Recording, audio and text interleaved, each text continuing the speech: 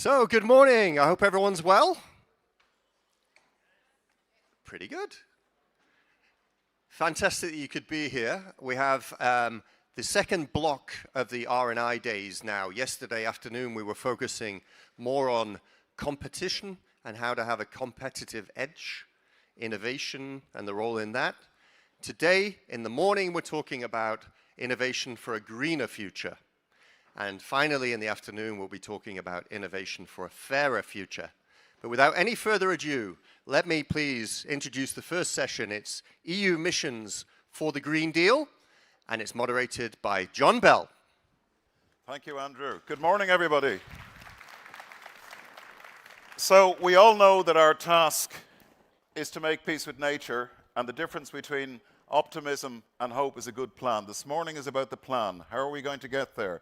The missions, how do we get from here to the next part of the European Union's future? I'm pleased to welcome my esteemed guests, Mr. Pascal Lamy, Professor Barbara Videra, Mr. David Dessers, and Professor Teresa Pinto Correa. They're representing the 4 missions on oceans, climate, adaptation, cities, and soil. With these missions, we are using Horizon Europe. This is like watching the astronauts of the future walking to take their place in history. With these EU missions, we use Horizon Europe with all the other programs in an innovative way to test, scale up, and deploy solutions to address some of the greatest challenges of today. I'd like to give the floor first to Pascal Lamy, Chair of the Mission Board. Thanks very much, John. Hello, everybody.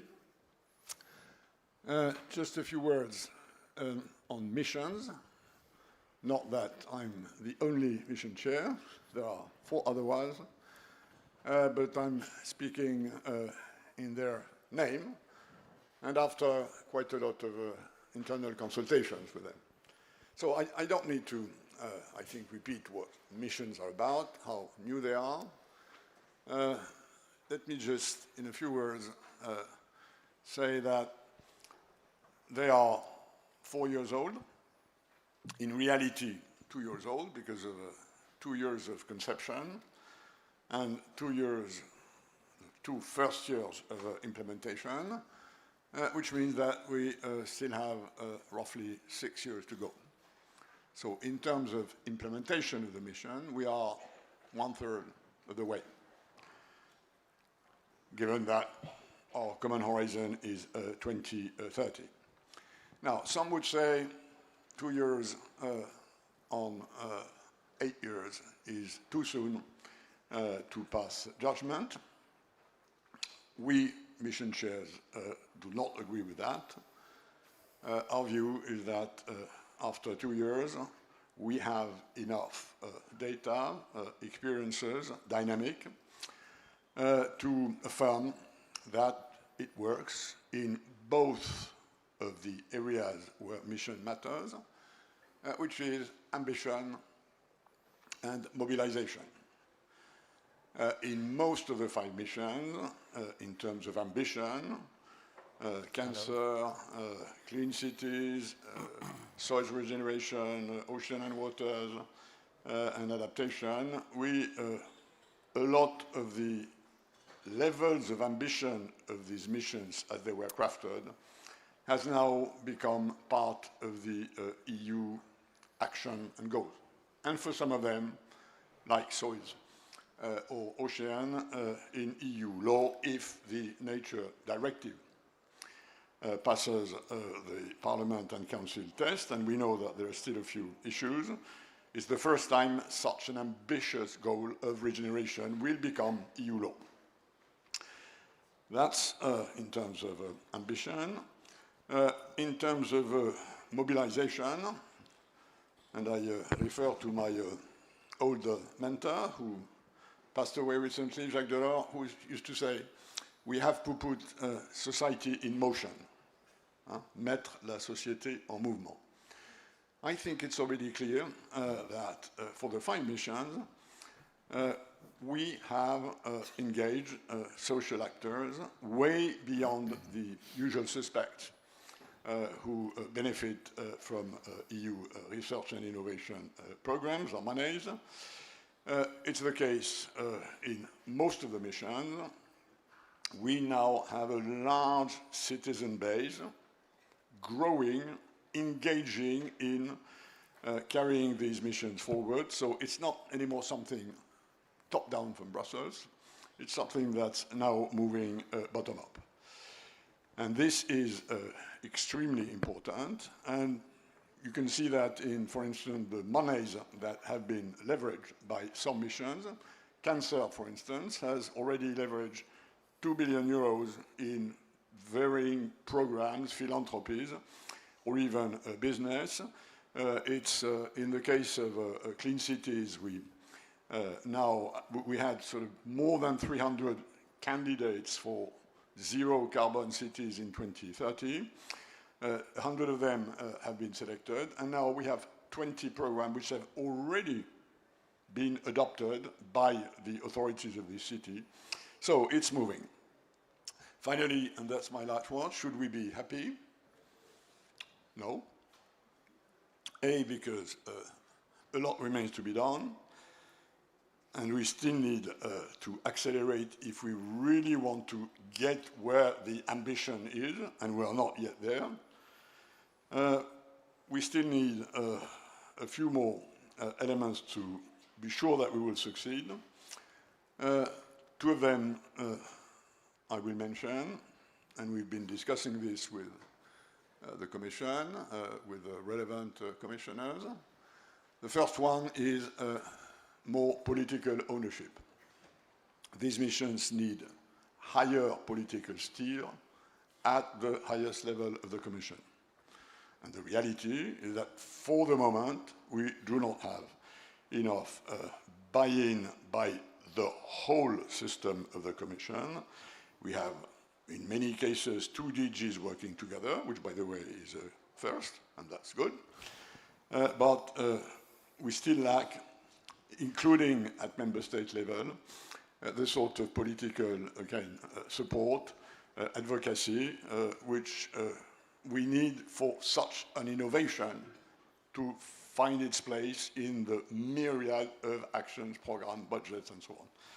And the second one is about communication. That's what we are trying to do today. I hope we're not preaching only to the converted, although I see quite a lot of converted in this room, but that's good.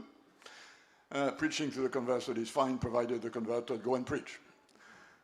And that's also what we need. And I think on this, we need you to tell us how can we improve our notoriety, our image, our capacity to embark citizens, as I said, into the mission. And if I were the Commission, I would ask you to spend 1 hour with us discussing this and coming with a communication plan. Thank you very much. John, over to you. Merci, Pascal, and thank you for that interesting invitation. So our next speaker is Professor Barbara Videra from the Architecture Faculty of Wrocław University and a board member of the Climate Adaptation Mission. The mission is a critical tool to leverage the responses and particularly research innovation solutions to prepare for the consequences of Europe's climate crisis. Barbara, the floor is yours. Thank you very much, John. And honestly, I'm really proud and happy, even if Pascal says we should not be too happy, but I'm happy that the representatives of the mission standing here in front of you, not as astronauts, but with our 2 feet on the ground, serving Europe. So as the representative of the mission Adaptation to Climate Change, I wish to share with you how the mission projects contribute to the objectives of the mission and how these projects are supporting regions and authorities to get to climate resilience. But I want to start with some facts on urgency on mission implementation. As some of you know, not long time ago, on March 11, the European Environment Agency published European Climate Risk Assessment, which provides latest analysis on how changing temperatures are going to affect Europe. And unfortunately, it shows that currently Europe is the fastest warming continent in the world. Extreme heat, droughts, fires, we've seen a lot of them. They are becoming more and more frequent, while precipitation patterns are changing. Recent years have also seen catastrophic floods in many regions in Europe. And these findings are absolutely disquieting because at the same time, Southern Europe is expecting significant decline in rainfall, which means even more severe droughts. And responding to the findings of climate risk assessment, so-called UCRA report, the Commission, taking into account also the results of latest Copernicus report, on 12 March has published the communication on managing climate risk. And these documents set out how the EU can effectively get ahead of the climate risk and can build resilience. And one of the highlights of this report is that the EU mission on adaptation to climate change serves as best practice to all interested parties and will be further leveraged to overcome climate risks. But also the reason why we are here is that it's also very much highlighted how European research and innovation should provide us with knowledge and solutions to the greatest challenges that are still ahead of us. So the mission is committed to support at least 150 European regions and communities to become climate neutral by 2030. And this is already happening. I'm happy to see some representatives of the regions here, because so far 311 cities, regions, local authorities, representing around 40% of Europe's territory and population, they have committed to the mission charter. And their political engagement signals the common determination to accelerate climate preparedness towards 2030. In the course of 2023, Mission Implementation Platform was launched to more effectively assist this community of practitioners, mission charter signatories, early project adapters. And this is an online platform that facilitates the exchange of best practice, facilitates peer learning, but also, which is probably the most important, supports the regions directly when they need help with local adaptation action. And the technical assistance is provided to them in local languages. So far, over 20 mission project grants have been already awarded, serving more than 100 regions and local authorities as they develop the innovative solutions and implement them in pilot sites, in demonstration sites across Europe. Through the systemic approach, the mission addresses critical infrastructure, water management, land use, but also food systems, health and well-being. Mission objectives are supported by mission projects. Climax assists regions with climate risk assessment and will assist at least 60 regions. Pathways to Resilience help creating adaptation pathways for at least 100 regions. And 12 ongoing innovation action projects, they serve for testing and demonstrating of innovative solutions. And this is just a small piece of the action. This is just a very brief overview. But the important is that in 2024, mission adaptation and other missions entered full deployment phase, which means that we need to be even closer to you. We need to be more and more effective in communicating about the results, the tested solutions deployed by the mission, which is very much in line with the Commission's communication on managing climate risks. Thank you very much. Over to you, John. Dziękuję, Barbara. Thank you very much. And thank you for that, showing us how we're going to make resilience local. I'll now give the floor to Professor Teresa Pinto Correa from Évora University in Portugal and Vice Chair of the Board of the Soil Mission, which is setting up 100 living labs and lighthouses to lead the transition to healthy soils in real places across Europe. Teresa, over to you. Thank you, John. Thanks for the introduction. Good morning, everyone. I'm very pleased to be here and to talk to you about soils. Not so many people talk about soils. Soils are a hidden resource. Soils are unknown. Yet, soils are foundational for our well-being, and we should be much more aware about soils. So I hope in these 5 minutes I can get your awareness for the importance of soils. Soils support our food production, mostly. Soil supports the capture and storage of carbon. Soil supporting filtration of water and also the storage of water. And therefore, soils are an extremely important and powerful tool in mitigating climate change. So together with the climate adaptation, soil is extremely important. And soil is also where we have the most of our biodiversity on Earth. Soil support our landscapes. So we have the responsibility to keep and manage and improve our soils. That's what the Soil Mission wants to do. The Soil Mission is committed to financing more knowledge and action on soil, to disseminate and to scientifically guide the development of this knowledge, and to inform, to get much more of the society engaged in improving soils. This is extremely important. It's as powerful as many of the other actions we are doing for climate change, and we need to take this seriously.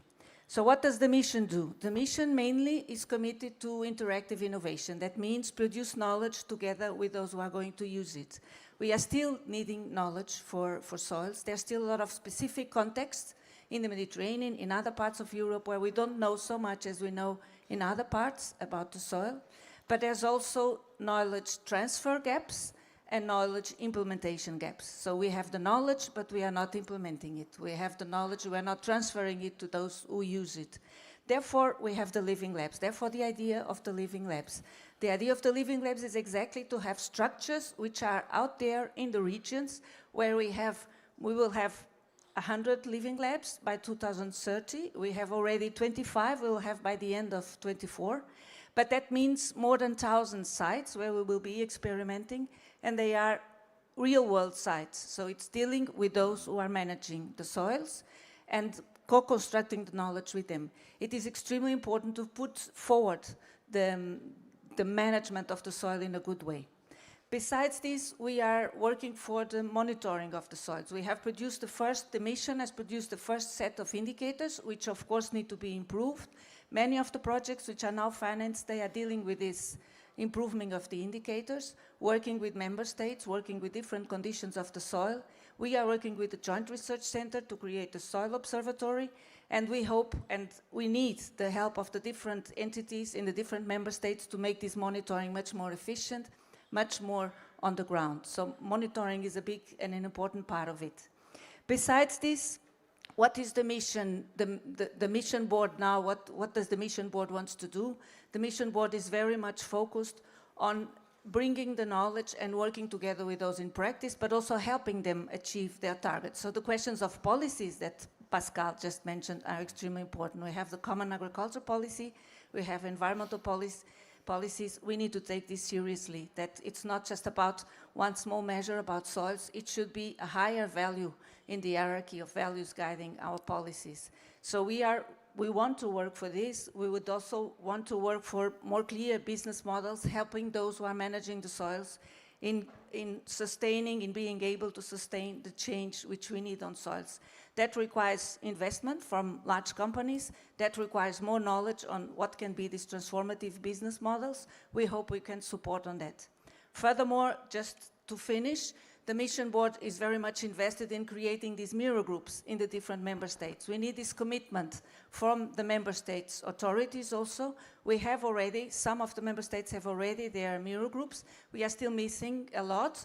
We have created the guidelines for these mirror groups to happen, so they should be the ones representing this advocacy for soils in each of the member states. So we need your help to create these movements for soil protection and the advocacy for soils. Thank you very much. Molto obrigado, Teresa, for sharing the ongoing and planned actions of the Soil Mission, where research and rural communities, farmers and scientists are working together to build a better future. Now we come to David Dessers, who's Deputy Mayor of the great city of Leuven, who represents the city's mission here, which has selected around 100 cities to test innovative solutions for climate neutrality. David, can you tell us more about the city's mission and the concrete actions your great city is taking? Yes, thank you, John. Good morning, everybody. It's very nice to be here. Thank you also for the inspiring interventions you did. Indeed, Leuven has been selected as one of the 100 climate neutral and smart cities, and we're very happy with that. I don't know if you know the city of Leuven a little bit. It is a city very close to Brussels, at 20 kilometers from here. It's a city with a little bit more than 100,000 inhabitants and 50,000 students who are staying during week time also in the city. So it's a city of about 150,000 people, let's say. It's known as a university city. The university is key also for our climate goals and climate policy. It's also known as a city of beers because we have the big brewery of Stella Artois, AB InBev, in our city.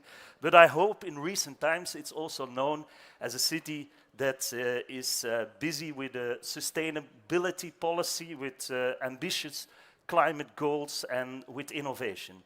And in 2018, we received the European Green Leaf Award, which was a very important step for us and a recognition of the efforts that we are doing. And in 2020, we became even the innovation capital of Europe as Leuven, which was a really important thing for us.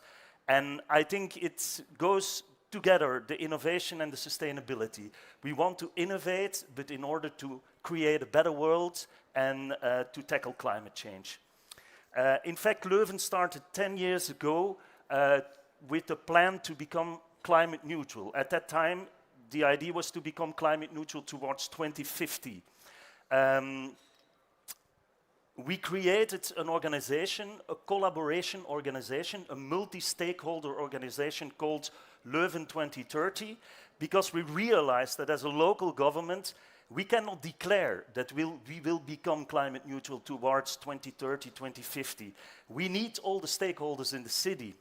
And so inside that organization, we are working together with citizens, civil society organizations, knowledge institutions, public companies also, like bus company or electricity company, etc. And so today this organization has more than 600 members, stakeholders in the city, working together, inspiring each other, etc. My mic, and also from that moment, 10 years ago, we already knew where are the major sources of CO2 emissions in our city. 60% of these emissions are linked to buildings, to residential and non-residential buildings, and especially the heating of all these buildings. 25% is linked to motorized mobility. And so we realized that if we want to become climate neutral, we have to make our buildings, all the buildings in the city, more energy efficient. We have to roll out collective projects for sustainable heating and renewable energy. And we have to start moving in a more sustainable way. And after 10 years, we see that we took some important steps, but it's not going fast enough. So we need to speed up, we need to accelerate. And so being selected as one of the cities of the 100 climate neutral and smart cities means for us a firm acceleration of that climate transition. We worked very hard on the city climate contract that we made the plan to realize these ambition goals. It became a document of more than 1,000 pages, and many people working for the city, for Leuven 2030, but also all these stakeholders, partners in the city, they worked very hard to realize that plan, that document, that climate city contract. It's consisted of 86 breakthrough projects, and half of them should be implemented by the city, half by other partners in our city. But it's we never had such a concrete plan about how can we reach these climate goals. And also very important, in the Climate City contract, we also have an investment plan, a calculated investment plan, so we know what is the cost of all these efforts we have to do. And so we can search, we have to make our own budgetary choices, but we want to choose also other investments or investors to help us to realize this. We are very pleased that our Climate City contract has been approved by the European Commission. It's one of the reasons we are here today, so that's very nice.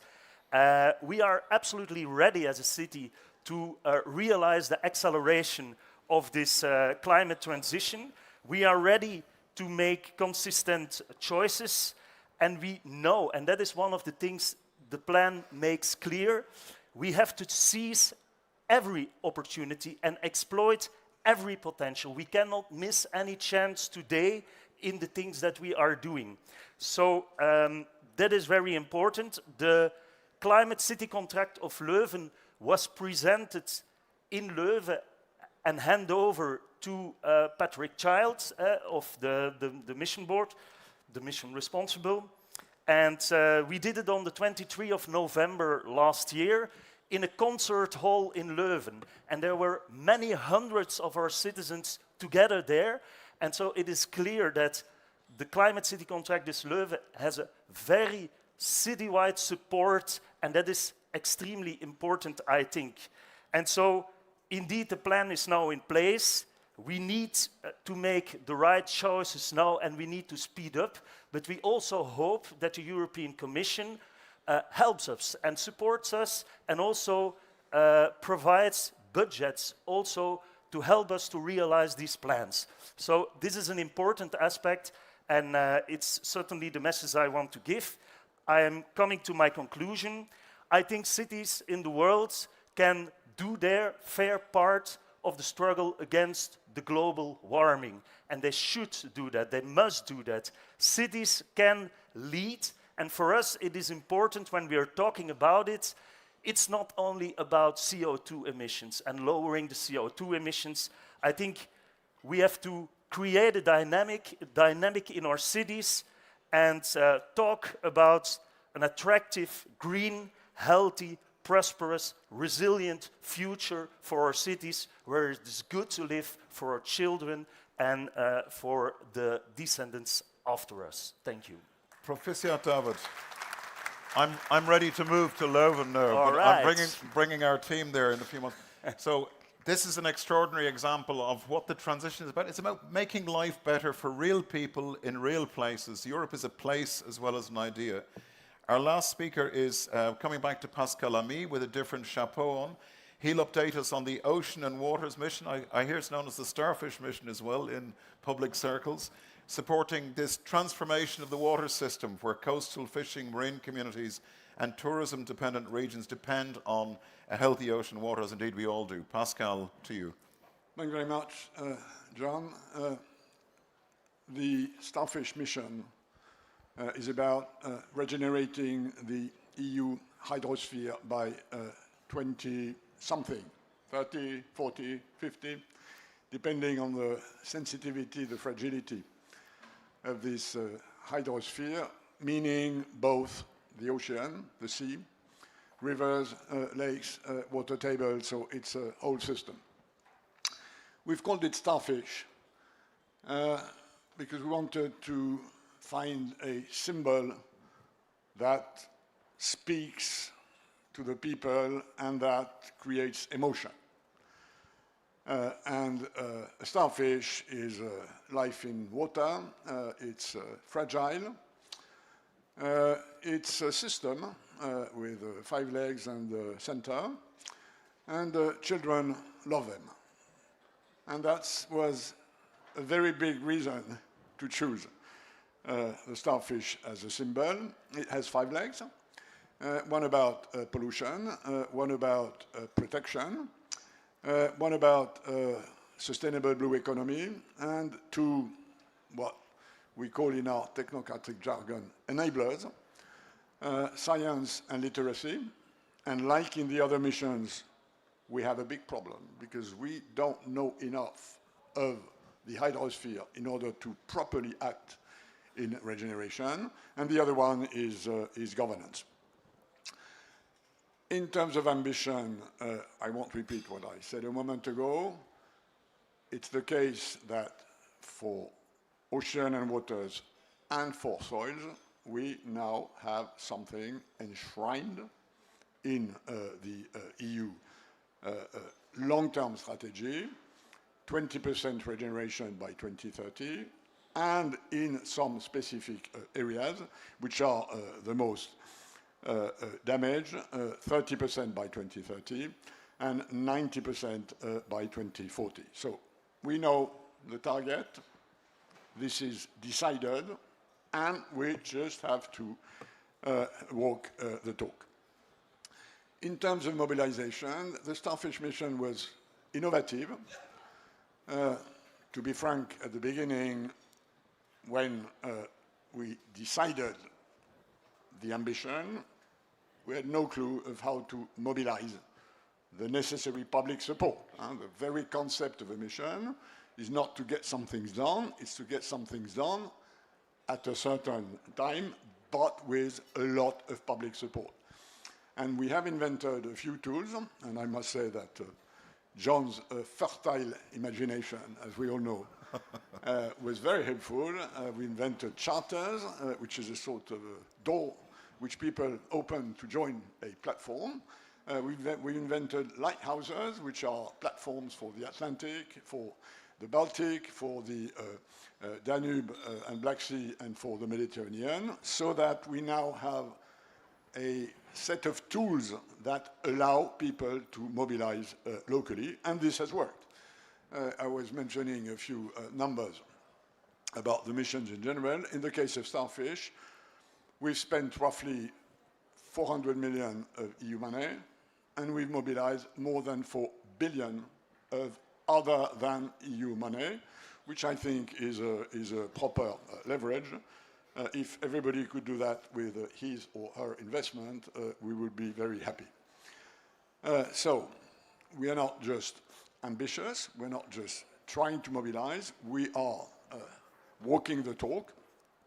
And what comes next is the last question I want to mention. We know that we are entering a new political cycle phase. We have European elections, we will have a new European Commission. And the big question for us in Starfish, but it's the same for my colleagues and you in other missions, is what about missions in the next stage? They all have in common something absolutely crucial, which is that we need at least 8 years of constant, resolute action mobilization. Stopping after 2 or 3 years would be a catastrophe. Now, there is a question mark, not least because, as you know, and there is a European Council today in Brussels, which is starting to discuss, given the huge transformations we are living through, given the huge need to have to support Ukraine, to face these flows of migration that are coming, to cope with the next enlargement, there is a huge competition for money. Missions remain an experiment. It's 5% of the whole of the Horizon Europe money. And the danger, of course, at that sort of time is that people say, okay, but we have to do real life, experiments will be for later. So that's key, and I want to be very clear about this. We need, during this period, not just to move our missions forward, which is our duty, but we need to fight together so that at a time where, let's say, the Green Deal, and it's no secret, is facing quite a bit of political backlash, we have to make sure that missions are not the victim of that, and that we keep moving them forward. Thanks for your attention. Thank you very much, Pascal. Merci. And thanks to all of our inspiring speakers, to Barbara, Teresa, to David, and to Pascal. What we've seen is anxiety is not a policy, and missions are trying to put hope in the hands of citizens in real places, in different situations. So the opportunity now for you is to go and spread the good word, join the mission, get involved, raise your voices, and if this is something you want to see happening in Europe, in your community, in your part of Europe, speak up. Thank you very much to you all. Merci, dankjewel. Goodbye. Okay. John, stay with me if you will whilst the panel takes its seat, because we're going straight into our next session, if we can, talking this morning in the first block of today with the RNI Days about a greener world through innovation. This afternoon we go into a fairer world through innovation. But right now, we want to explore research and innovation specifically when it comes to the Green Deal. And I believe you have some very esteemed panelists ready for us in just a second. Let's set the stage for exploring R&I in the Green Deal. The floor's yours. Thanks a million. Where this all comes from, you may remember the Friday movements of young people saying we need action, we need urgent action. So the very last action of Horizon 2020 was to produce a Green Deal call where we would bring urgently needed action across research innovation in the key areas of transition. So this is what we're talking about now. And I'd like to welcome my esteemed guests, Stephanie Lepczynski, who's working in the Brussels region with State Secretary Barbara Trakte, Ms. Helena Brown from Vice President Šefčovič's cabinet, Ivona Malbasic from the Green Deal Support Office, and most importantly, the challenge is an intergenerational challenge. We need to structurally engage the next generation in decision-making. Three of our youth ambassadors, Ugna Dirdaite, Anastasia Lajnaya, and Laura Basconi. I'd like to see now, Ivona, if you're ready to come out. Are you going to leave me here on my own, trying to explain it all? I can give it a go, Ivona, but it mightn't be very popular. Ivona? Good morning, how are you? Good morning. Yes, you can hear me. Thanks a lot. So we're eager to learn more about what's called the Green Deal Call, which has supported research and innovation projects. Over to you.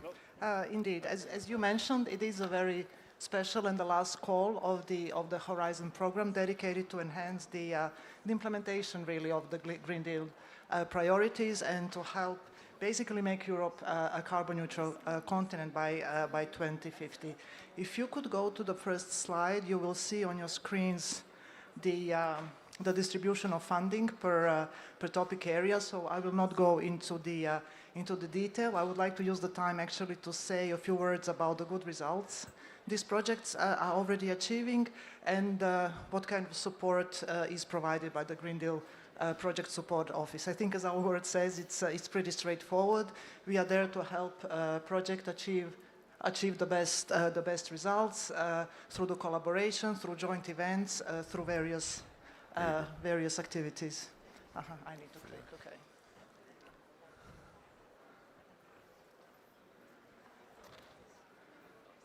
Okay, so this is in a nutshell what we do. I'm not going to spend a lot of time on our activities, but rather to mention some of the areas really where the Green Deal co-projects are achieving results. I think it's now also good time in their implementation to take stock. They all passed the roughly midterm of the implementation. One area where many projects are very active is citizen science. Not surprisingly, I would say, it has become more and more popular to deploy citizen science in the research and innovation. Many of the Green Deal co-projects go beyond simply collecting the data when it comes to air pollution. This is a typical example. They actually engage communities and very often reach out to those that are not that easy to engage in these kind of activities. At the same time, they're also using this data and this information to help achieve the behavioral change and to really get to encourage citizens to change their behavior when it comes to climate action and air pollution. This is one example that is also being scaled up across Europe, but not only across Europe, thanks to the good collaboration with projects who are encouraging and helping energy transition in Africa. These kind of good practices are also spread to other continents. Another example where the Green Deal Coal projects are very active is to support policy development and policy implementation. I will just mention very briefly two examples. The first one is the recently adopted nature restoration law by the European Parliament, where several projects funded under this particular call have been very active in providing their feedback, knowledge, and input into the policy process. Another area, this is what we were discussing in a more smaller setting in one of the thematic webinars that the Green Deal Project Support Office is organizing. It relates to the phenomenology of the new air pollutants that are included in the EU Air Quality Directive, which is currently being revised. So very concrete support into the EU policy processes. When it comes to working together, for example, projects working on food and health issues have been very, very active, and also jointly producing policy briefs and policy papers for various Commission services. Of course, we have projects also that are very technical, that develop energy solutions. We heard in the previous panel the Deputy Mayor of Leuven talking about buildings. So, of course, one of the challenges in Europe is how to renovate buildings in our historical, cultural areas, usually in the city center. So there are projects who have been really, really active in that area. Of course, food loss and food waste is still a priority. It's not going away, and the Green Deal Coal projects have been very active and supported that kind of development. Also, all of this underpinned by the education and really trying to ensure that sustainability enters the curricula for various age groups. Now, I would just like to mention briefly looking ahead. Of course, for us as a support office, we would like to look ahead and basically help projects scale up even more the good results, and also provide some really tailored training for those that, for example, need future financing, etc. So we are now entering slowly the stage where we would like to look ahead and, of course, very soon take stock of where we are in terms of contributing to achieving the Green Deal priorities overall. On my last slide, you can see the QR code to our website where you can see more. I know this is too small to read, but if you go to the website, you will be able to see some good results, good stories, and of course links directly to the projects if you are curious about certain topic more and you would like to learn more. And we also have a stand outside, which you're of course welcome to visit. We will be happy to answer any of your questions. That's all from me. Thank you very much, John. Thank you very much, Ivona, for this very uplifting testimonial on how the research is dealing with the Green Deal objectives. And it's very unfair to have a short time. This is €1 billion bazooka of research innovation to accelerate things in hydrogen, digital twins of the ocean, food waste, plastics, schools, buildings, everything. It's worth looking at. And maybe we come back in more detail to it next year when we can show the results.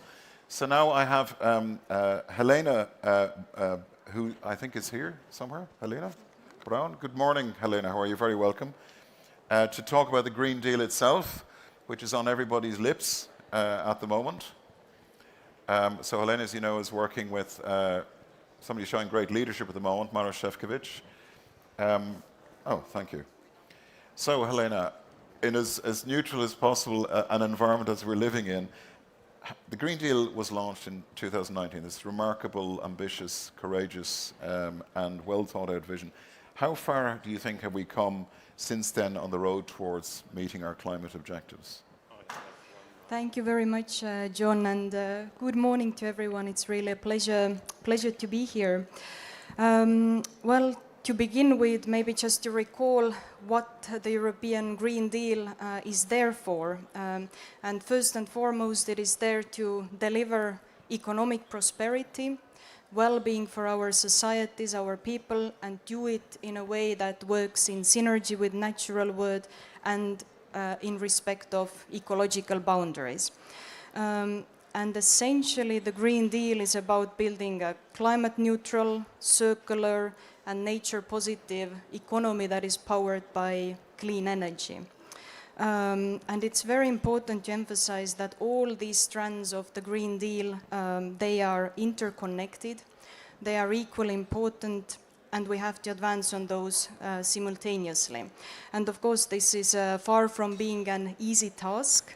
Already now to say where we are, to make this transition happen and do it in a way that is socially just and brings everybody along. We have adopted many legislative financial measures, incentives under the Green Deal, and we know that more will be needed. It is not a 5-year project, but it is a societal and economic transformation. But it is also clear that the rules and the money will not be enough. What we really need are concrete, new climate and environmental friendly solutions that really work on the ground and can also become the norm. And this, of course, what makes also today's event and everything that John and colleagues are working on so incredibly important, because the role of researchers, inventors, innovators, it is crucial for the success of the Green Deal. It is really so that our ability to deliver on the Green Deal objectives, it directly depends on our ability to innovate and to turn those innovations also mainstream. And that is why, well, we consider it really good that our own European innovation and research agenda, it is designed to support all the areas of the green transition: clean energy, circular economy, sustainable food systems, nature restoration, and the rest. All that was also mentioned here this morning, mentioned by John. And what is also important to say is that it is not just technological or individual product innovations that we need. In all these areas, we also do need very much business model innovation, and we need social innovation, because that's really the only way to ensure that the change we are driving is systemic and addresses the reasons for which we have put those changes in motion. What is good is that the Green Deal call of Horizon 2020, it has already demonstrated the central role that research and innovation has in delivering the Green Deal, for testing, piloting, demonstrating the solutions that we need. And when we are looking towards the coming years, the green partnerships and the green missions that were just explained more in detail under Horizon Europe, they are very powerful tools to boost the transformative green innovation, the innovation that we need to tackle climate change, biodiversity loss, pollution, and build this healthy, good living environment for our people, develop an economy that functions within the planetary boundaries. So a bit about where we are, but importantly in today's context, why these discussions are so important, and the work that you are doing, John. So no pressure there, Helena. No pressure. It is a remarkable ambition. It's the next mission of the European Union, and the key thing now is to bring people, hearts and minds with us, and that means putting solutions in the hands of people, which is what we're here to talk about. Thank you very much, Helena. Now we're going to, it says here, hear the voice of youth, but I think it's the next generation where we have Ugna, who's one of our youth ambassadors. Ugna, are you ready to take the floor? Come and join us. Ugna Dudaite. We've worked together before. So let's hear your views. So, hello everyone. It's an honor to be here, and I would like to say that Green Deal is quite ambitious initiative, and we were talking this week about research, innovation, regulation, and many other areas, and I would say that it's very important. But in addition to that, I would like to say that the core thing is values, and politicians should talk also about how to reduce the greediness, also increase the kindness, and also any other like empathy, the values. And in addition to that, politicians should collaborate with underrepresented groups like youth, women, farmers, and others to have a whole view. And it's obvious that in this way, there will be, in that transition time, there will be groups which will suffer. So that one example could be farmers. And this year, I've been in one protest for the farmers, just to hear their voices, to engage with the farmers and to hear their concerns. And ironically, I'm a technologist, and I'd say I was hearing their voices, and immediately in my mind, I was translating them into solutions. And I would say that researchers, innovators should collaborate with farmers, because it's a game changer thing. And also in Europe, there are many initiatives like EIP Agri, Horizon Europe, the Cluster 6, also CBIGU and others. But is it enough? My question would be how, if there are so many opportunities, how to make it more efficient, how to translate the science into the practice so that everyone could strive from it and to achieve Green Deal goals. So this was just a rhetorical question. Thanks a million, Ugna. I think it's becoming less rhetorical by the day.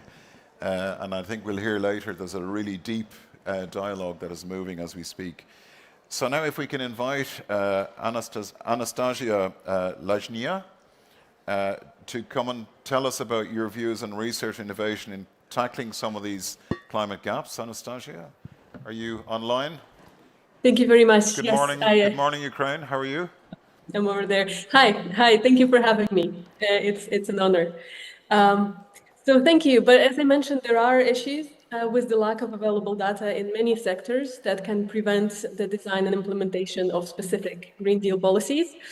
For example, in the Black Sea, which is the topic of my research as a young, as an early career ocean researcher, over 85% of habitats are classified as data deficient by the EU Red List of Habitats.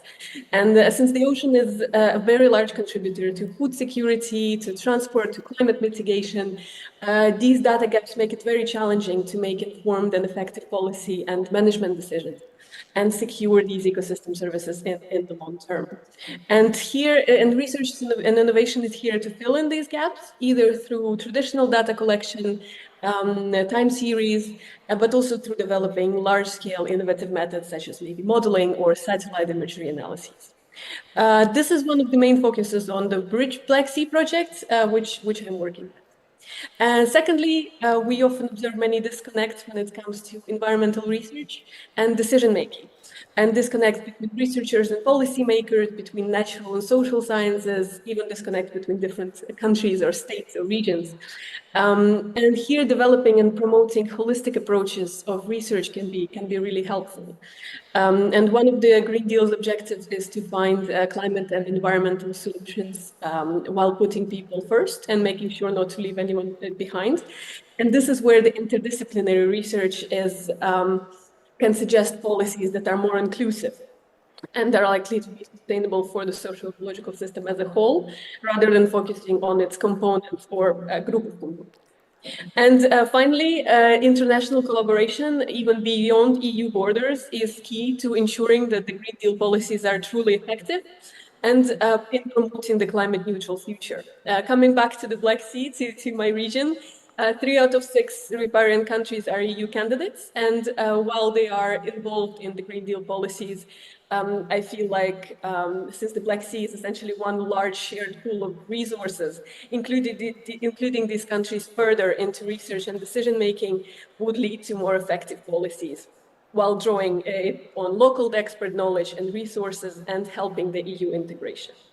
And for example, the Black Sea Strategic Research and Innovation Agenda aligns with the objectives of the Green Deal and could be integrated to streamline results and for better results in decision making. And finally, as the Black Sea Young Ambassador, I cannot mention, I should absolutely mention the role of youth and early career professionals in achieving the Green Deal goals and the goals of more sustainable and climate neutral futures. So overall, I feel like research and innovation is paramount in first identifying the gaps that exist and then suggesting innovative and holistic solutions that could be much, much more effective through strong and wide-ranging collaboration. Thank you. Thanks a million, Anastasia.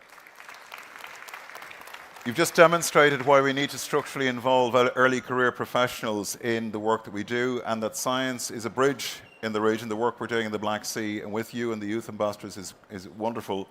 And again, and the point that you made, that research and innovation can be a really important part of preparing for the Europe of the future in moving forward.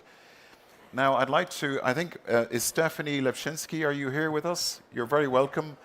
Stephanie is here to represent our host, the Brussels region, and the Secretary of State for Scientific Research, who you advise, which is a heavy responsibility.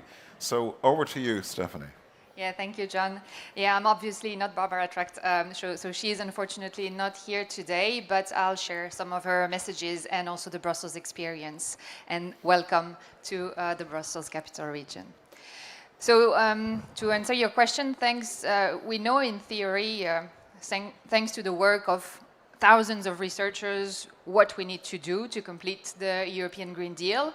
But what is missing is really practice. We need to not to go only from the labs to the markets, but I really think from the labs to the society at large. We need to join forces with all actors, whether public, private, civil society, like our youth ambassadors, academics as well. But we also need to accelerate. We need to put all the means behind these ambitious and human life-saving objectives. And we need to accelerate in all policy transformations. We not only need to work on climate policies, we also need to work on biodiversity policies. Hello, natural restoration law. We also need to accelerate in non-environmental policies, such as the economy, for example. We really need to turn the economy into an ally of the European Green Deal. So that's why the Brussels Capital Region, under the leadership of Barbara Tracht, joined the Horizon Europe mission, and especially the cities mission. We are a happy laureate. And we think that these missions, they give a clear signal. They give also the means to accelerate and for going from the theory to the practice. For the Brussels Capital Region, being part of the cities mission, it gives us a great platform to showcase all the actions we are taking to make sure that we successfully manage the transition. So not only in these traditional green policies such as energy and mobilities, but also in non-environmental policies like the economy. The cities mission also gives the financial means to our municipalities who are part of the program to implement ambitious projects on the ground. We are in the pilot called projects for energy communities.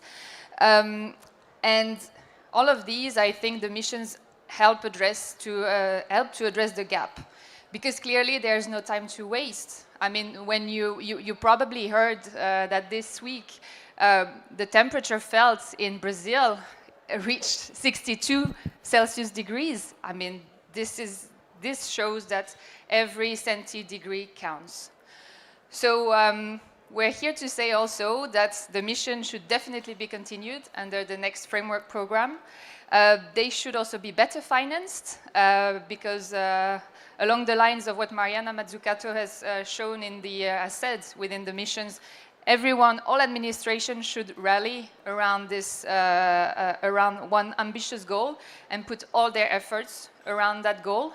So I think this is one of the clear goals for the next Commission, to actually envision synergies with other EU programs to make the mission stronger. Merci, Stephanie. Thank you very much. I'm glad to hear Brussels sounds like it's about to become the Green Deal heart of Europe as well as being the capital of Europe. Thank you. So, Helena, you've heard a lot. I'm sure you're hearing a lot all the time in your role with Maroš Šefčovič. So what are your thoughts from the perspective of the European Union now, listening to all of this? Yes, I think one of the key questions that also, well, a bit in preparation of this event that was kind of posed to us is where, let's say, the gaps and needs are for the coming years, especially from the research and innovation perspective, to accelerate the implementation of the Green Deal. There are many, let's say, there isn't an area where there wouldn't be a need, but today's time is very limited, and I thought to kind of limit myself to perhaps two key messages. And one is what was also reflected a bit by other speakers, is that when it comes to research and innovation, it is also important to take as much as possible a systemic approach to the policy that we have. And as I mentioned also a bit earlier, to increasingly, next to technological innovation, also prioritize the social and the business model research and innovation. Because this word of synergies, which is kind of a buzzword very often here in Brussels, but it is actually very important, because the Green Deal is one whole. If we focus very often, especially in recent times, we kind of hear the focus being namely sometimes only on energy, and we know that by focusing only on that, we will neither solve the climate emergency, let alone the other parts of the triple crisis that we are dealing with, and not achieve the sustainable economy that we are striving for. And maybe to illustrate a bit better what one can mean by these synergies and also systematic approach, since a lot of the triple crisis comes down, well, essentially to the way that we use planet's finite resources. Perhaps one of the examples could be from the area of sustainable production and consumption. One of the priorities under the Green Deal, for example, is also bioeconomy. But we know full well that if we were today to just replace fossil-based materials and resources with bio-based, we would not get very far. Next to that, it is extremely important to fully apply all the circular economy principles, for example, in the product design, and also move increasingly towards these circular business models. Over the recent months, for example, the packaging sector has been a lot at the focus of the European decision makers. This is a very problematic waste stream in Europe today, increasing much quicker than population and GDP, for example. And one of the solutions that has also now been agreed, or the direction to take, is, for example, reusable packaging. And this is a clear business model innovation, but we still have quite a lot of work to do there. We need yes, machinery innovation, but we also need logistics innovation, and we need behavioral and social innovation to make it really work. And if we did, and this applies also to other sectors, be it textiles, be it electronics, or others, if we manage to combine and take this systematic approach, we could overall decrease quite a lot the pressures on the natural resources and save them.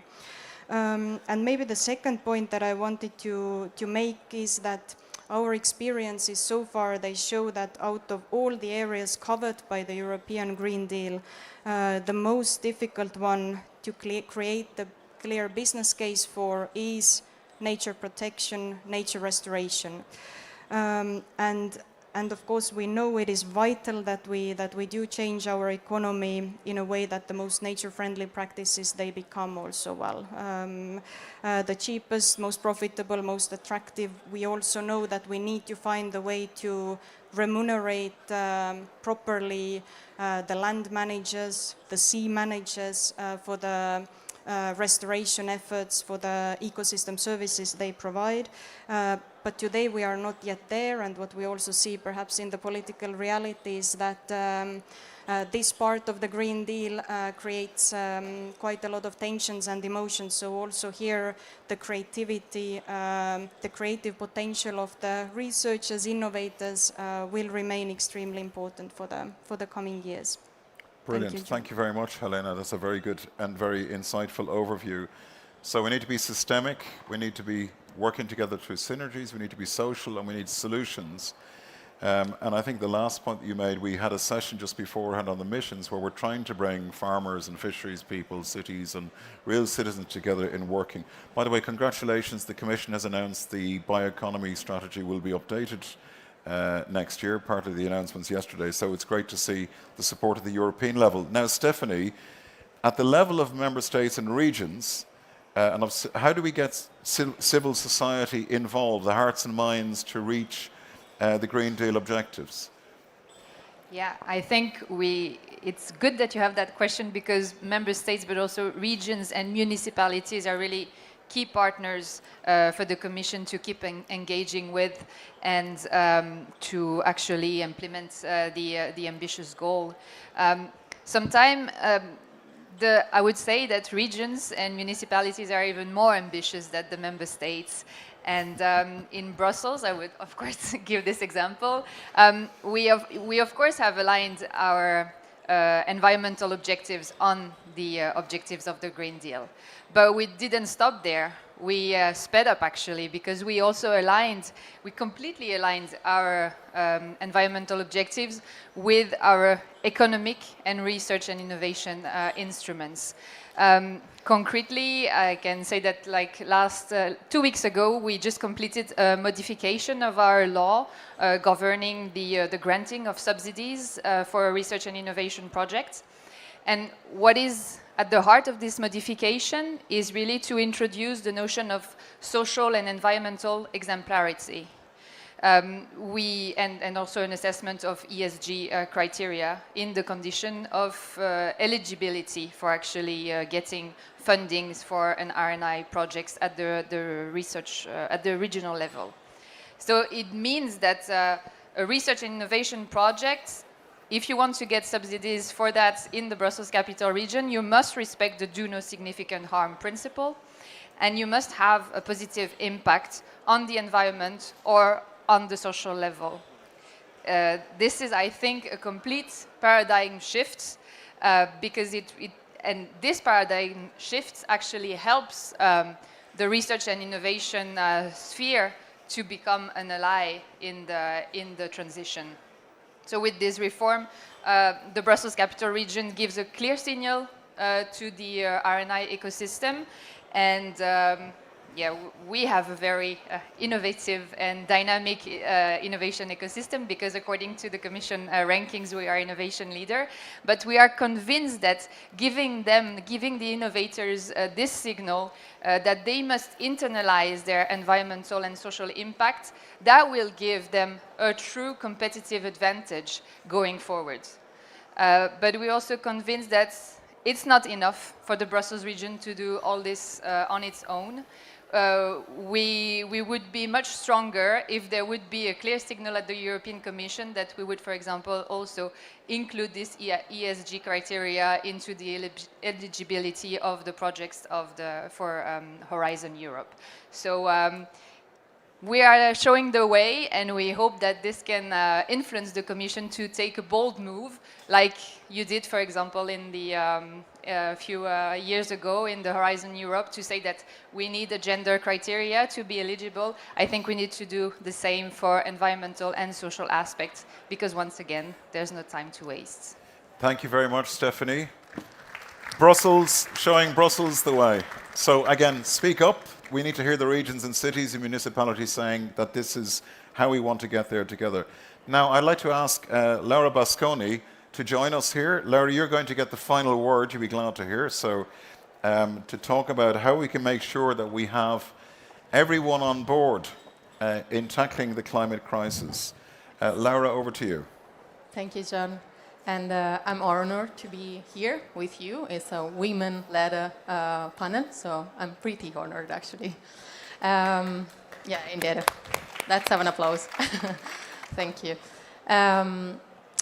Among member states, and I want to follow what Stephanie has already said, I can just speak, I'm more comfortable to speak just about my country. That is the one that I know the best, Italy, if you didn't get it from the accent yet. But Italy, as you probably know, has a right-wing government. And I get really upset and frustrated when I think that climate change has become a political party argument while we all live on the same planet and we should all care, left and right party included. But remaining optimistic, I have to admit that despite the right-wing government, Italy has done some virtuous steps towards sustainability, and I give you a couple of examples here.